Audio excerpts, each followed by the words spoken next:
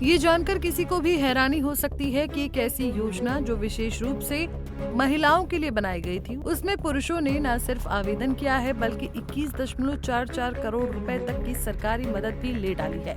और यहाँ एक नहीं दो नहीं पूरे 14,298 पुरुषों को हर महीने 1,500 रुपए की राशि उनके खातों में ट्रांसफर की गई। जहां अब इस फर्जीवाड़े की परतें तब खुली जब सरकार ने लाभार्थियों की गहन जांच शुरू की। वहीं कई पुरुषों ने महिलाओं की पहचान बनाकर पैसे हासिल किए, तो कुछ मामलों में अधिकारियों की मिलीभगत से ये गड़बड़ी हुई। ऐसे में सवाल उठता है कि आखिर ये किस तरह की प्रशासनिक लापरवाही है, जहां इतने बड़े घोटाले की सरकार को कानों कान खबर तक नहीं हुई। वहीं ये जानना भी जरूरी है कि आखिर कब और कैसे ये घोटाला हुआ और पुरुषों ने महिलाओं के लिए बनी इस योजना का लाभ कैसे उठाया। दरअसल महाराष्ट्र सरकार की लाडकी बहन योजना महिलाओं के आर्थिक सशक्तिकरण की एक अहम पहल थी, लेकिन हालिया खुलासों ने इस योजना की नींव को ही सवालों के कटघरे में खड़ा कर दिया है। जिस योजना को गरीब, जरूरतमंद और वंचित वर्ग की महिलाओं को सशक्त बनाने के उद्देश्य से शुरू किया गया था, आज वही योजना फर्जीवाड़े और भ्रष्टाचार का शिकार हो गई है। और सबसे हैरान करने वाली बात यहाँ ये है कि इस योजना का लाभ 14,000 से ज्यादा पुरुषों ने भी उठा लिया, वो भी पूरी चतुराई और जालसाजी से। ऐसे में सबसे पहले ये जान लेते हैं कि आखिर कैसे हुआ ये खुलासा।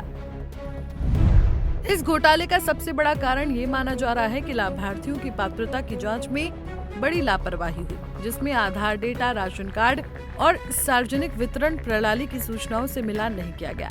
वहीं आवेदन प्रक्रिया को डिजिटल तो किया गया, लेकिन उसकी सत्यता की जांच के लिए जमीनी स्तर पर कोई ठोस व्यवस्था नहीं की गई थी। यही वजह रही कि फर्जी दस्तावेजों के दम पर हजारों अपात्र लोगों ने इस योजना को अपना कमाई का जरिया बना लिया, जिसमें वंचित रह गई वो दावेदार जिनके लिए ये योजना शुरू की गई थी। वहीं इसकी जांच रिपोर्ट में क्या क्या सामने आया है और क्या खुलासे हुए हैं, वो भी जान लेते हैं। दरअसल जांच के दौरान ये भी सामने आया कि महिलाओं ने भी नियमों की अनदेखी करते हुए इस योजना का लाभ उठाया।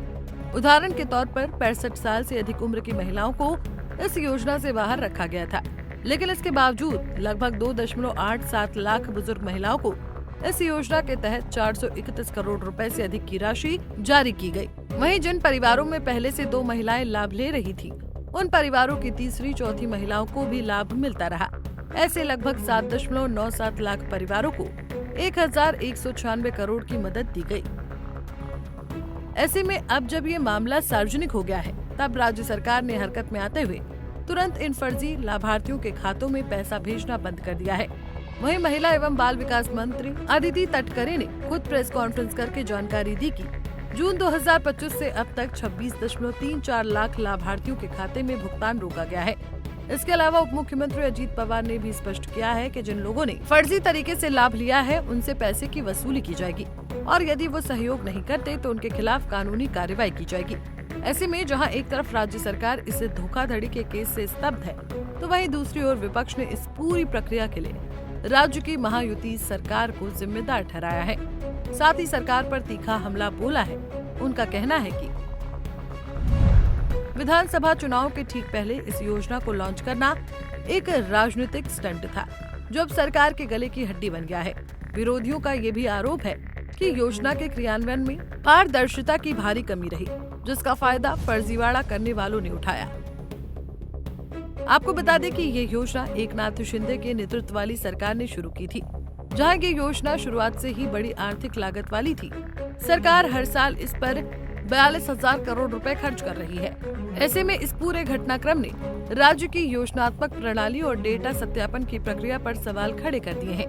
तकनीक के इस युग में भी अगर ये जांचना मुमकिन नहीं कि आवेदन करने वाला पुरुष है या महिला, तो ये बेहद चिंताजनक स्थिति है। वहीं जमीनी स्तर पर अधिकारियों की निष्क्रियता और कुछ मामलों में मिलीभगत ने इस योजना को अपनी दिशा से भटका दिया है। जहां अब ये सवाल उठना लाजमी है कि जब योजनाएं ठीक से लागू नहीं हो रही हैं और उनका दुरुपयोग हो रहा है, तो इससे राज्य के अन्य विकास कार्यों पर क्या असर पड़ेगा। वहीं पहले ही महंगाई और बेरोजगारी जैसे मुद्दों से जूझ रहे राज्य में योजनाओं का पैसा इस तरह बर्बाद होगा तो जनता का भरोसा भी डगमगाएगा। बहरहाल अब देखना ये है कि आखिर सरकार ने इससे सबक क्या लिया है और वो आने वाले दिनों में आगे इस दिशा में क्या कदम उठाती है। Bureau report, Punjab Kesari TV. हमसे जुड़े रहने के लिए हमारे YouTube चैनल को सब्सक्राइब करें और नई वीडियो की नोटिफिकेशन के लिए बेल आइकॉन को दबाएं।